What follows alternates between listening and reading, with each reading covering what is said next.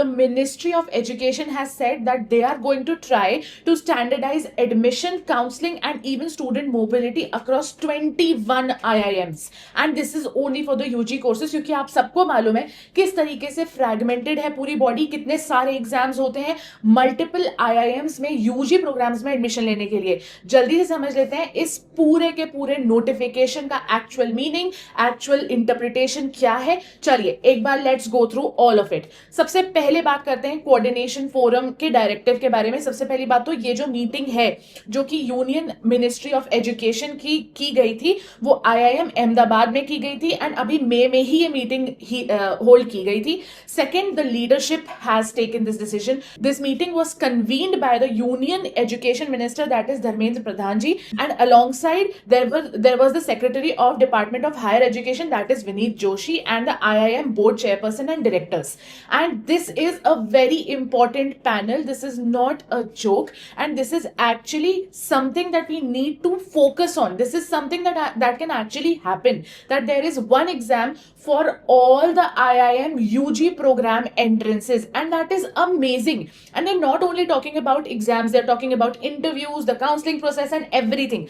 चलो ये जो कोर मैंडेट है वो क्या है कि 21 डिफरेंट IIMs है जो UG प्रोग्राम्स अपने प्रोवाइड कर रहे हैं, लेकिन इन 21 प्रोग्राम्स के लिए डिफरेंट तरीके से एंट्रेंस एग्जाम्स लिए जाते हैं। इनको कैसे साथ में लाया जा सकता है उसके बारे में काफी ज्यादा डिस्कशन हुआ है और उसके बारे में हमको भी काफी कुछ पता चला है ड्यू टू वन नोटिफिकेशन। आप जाके उस नोटिफिकेशन का लिंक डिस्क्रिप्शन से देख सकते हैं, खुद से उस चीज को पढ़ सकते हैं। चलो बात करते हैं अभी जो प्रेजेंटली फ्रैगमेंटेड सिचुएशन है वो इस तरीके से है कि IIM इंदौर अपने लिए एक IPMAT एग्जाम कंडक्ट करता है, फिर IPMAT रोहतक होता है, जिपमैट होता है। IIM बैंगलोर के UG कोर्स का जो एग्जाम होता है वो अलग से होता है, वो दिसंबर में होता है। उसके अलावा देयर इज IIM कोझिकोड जिसका BMS का एंट्रेंस एग्जाम होता है, और ऐसे करके बहुत सारे IIMs है जो अपने अपने UG प्रोग्राम्स के लिए अलग अलग एग्जाम्स करते हैं। लेकिन हम सब जानते हैं कि MBA के लिए एक एग्जाम होता है, that is CAT exam. CAT exam होने के बाद एक ही तरीके से एक बच्चे का एडमिशन हो पाता है, उसी तरीके से उसको सीट अलॉट होती है इन एन IIM। वैसे ही एंड IITs में भी सेम चीज को फॉलो किया जाता है, JEE एग्जाम्स के बेसिस पे ही एडमिशन मिलता है एंड सीट अलॉट की जाती है। वैसा ही सिस्टम यहाँ पे भी अर्ज किया है यूनियन मिनिस्ट्री ने। एंड आगे देखें तो किस तरीके से ओवरहॉल किया जा रहा है अंडर ग्रेजुएट एंट्रेंस टेस्ट को, जो कि काफी सारे होते हैं, 6-7 अंडर ग्रेजुएट एंट्रेंस टेस्ट हैं। इन सबको कंसोलिडेट करके एक टेस्टिंग फ्रेमवर्क बनाने की बात कर रहे हैं। पोस्ट एग्जाम काउंसलिंग जो है उसको भी बहुत ज्यादा कॉन्फ्लिक्टिंग किया हुआ है, अभी बहुत ज्यादा इंस्टीट्यूशन स्पेसिफिक होता है। आपको मल्टीपल इंटरव्यूज के लिए तैयारी करनी पड़ती है, मल्टीपल अलग अलग तरीके की SOPs बनानी पड़ती है, बहुत सारी चीजें बहुत डिफरेंटली की जाती हैं। कुछ लोग इंटरव्यू लेते हैं, कुछ नहीं लेते हैं, किसी का कुछ वेटेज होता है इंटरव्यू का, किसी का कुछ होता है। इवन 10th एंड 12th का भी हम देखते हैं, 10th एंड 12th के मार्क्स का भी वेटेज हर IIM के एडमिशन में अलग अलग होता है।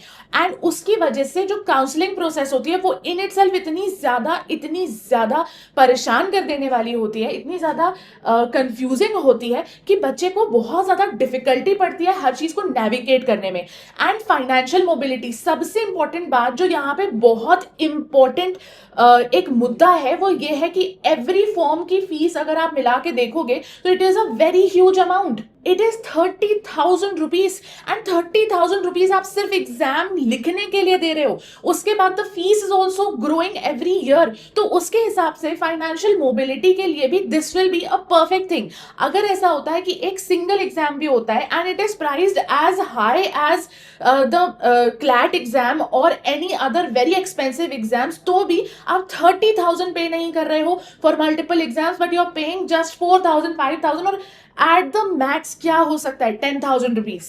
लेकिन इसके ऊपर वो कॉस्ट नहीं जाएगी जो कि आज की डेट में 30,000 है, that is too much. Plus एक और बात की गई है कि अगर IIM में जैसे फॉर एग्जांपल आप IIM इंदौर का वेट कर रहे हैं कि आपका रिजल्ट आ जाए एंड कैसे भी जो भी लिस्ट होती हैं, जो भी जिस तरीके से भी अलॉटमेंट होता है उसमें कहीं आगे जाके आपको IIM इंदौर की सीट मिल जाती है, लेकिन आपने IIM रोहतक में जस्ट फॉर मतलब एक प्लान बी आपने एडमिशन ले लिया है एंड आपको IIM इंदौर की सीट मिल जाती है, तो आप वहां से छोड़ के जब IIM इंदौर जाते हैं तो आपको बिल्कुल भी आपकी फीस का कुछ भी अमाउंट वापस नहीं दिया जाता है, लेकिन अब ये मैंडेट हो जाएगा कि अगर कोई आईआईएम एक आईआईएम को छोड़ के दूसरे आईआईएम जा रहा है तो उसको उसकी फीस का पूरा पूरा रिफंड मिलेगा एंड एक स्ट्रिक्ट डिडक्शन लगा दिया है, स्ट्रिक्ट मैक्सिमम डिडक्शन कॉस्ट लगा दिया है and that is 1000 rupees only.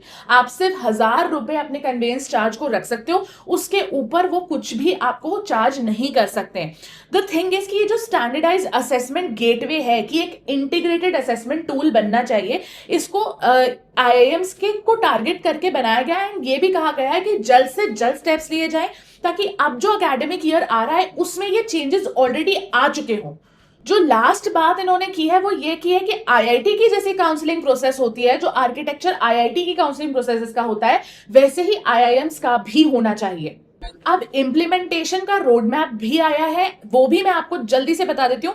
सबसे पहले जो कमेटी का फॉर्मेशन होगा, ये जो कमेटी होगी ये आईआईएम की सब कमिटीज होंगी जो कि चार्ट करेंगी स्पेसिफिक इम्प्लीमेंटेशन डिटेल्स को या प्लान्स को एंड ड्राफ्ट करेंगी एक यूनिफाइड फ्रेमवर्क। ऑब्वियसली आपको भी मालूम है, मुझे भी मालूम है, अगर आप देखोगे IPMAT exam is for the IPM को, जो कि एक 5 साल का इंटीग्रेटेड प्रोग्राम है जिसमें आप बीबीए एमबीए करते हो या कोई भी एक UG degree plus MBA degree की आपको साथ में डिग्री मिलती है। वहीं अगर आप देखोगे आईएम बैंगलोर का जो डिग्री है, it is a 4 year UG degree only, it is not an integrated programme and ऐसे ही करके बहुत ज्यादा डिफरेंस है इन मल्टीपल यूजी प्रोग्राम्स। तो यूनिफाई करना थोड़ा सा डिफिकल्ट होगा but they are coming up with a framework. Second, architecture design, that is की टेस्टिंग बॉडीज जो हैं, जो स्टैब्लिश्ड हैं, उनको टेक्निकल एंड एडमिनिस्ट्रेटिव स्केलेटन दिया जाएगा ताकि वो कॉमन तरीके से काउंसलिंग प्रोसेस को भी कैसे भी नेविगेट कर पाए। Third is roll out. Roll out का मतलब ये होता है कि जल्द से जल्द किया जाए, जबकि मैंने आपको बताया कि अभी जो नेक्स्ट टारगेटेड एकेडमिक साइकिल है इसी में हो सकता है आपको चेंज देखने को मिल जाए। तो this is not a change that is going to come in IPMAT 2029 और 2030। No, this is going to come in IPMAT 2027 very hopefully. So yes, first of all, subscribe to this channel because we are going to keep you updated. Second of all, please tell me in the comments what do you think, एक exam होना चाहिए या multiple exams होने चाहिए? क्योंकि मेरे हिसाब से अगर एक एग्जाम होगा तो उसके काफी सारे बेनिफिट्स हैं, लेकिन मल्टीपल एग्जाम्स में भी आपको मल्टीपल चांसेस मिलते हैं अपने आप की गलतियों को ठीक करने के लिए। जैसे आज अगर आप आईपीमैट इंदौर क्रैक नहीं कर पाते हैं तो आपके पास एक चांस होता है कि आप उस दिन की गलती से सीख के रेक्टिफाई करके आईपीमैट रोहतक बहुत अच्छे से दे सकते हैं, लेकिन ये चांस आपसे ले लिया जाएगा once this whole framework is put in place. So tell me in the comments, what do you think? I'll see you next time. Until then, bye.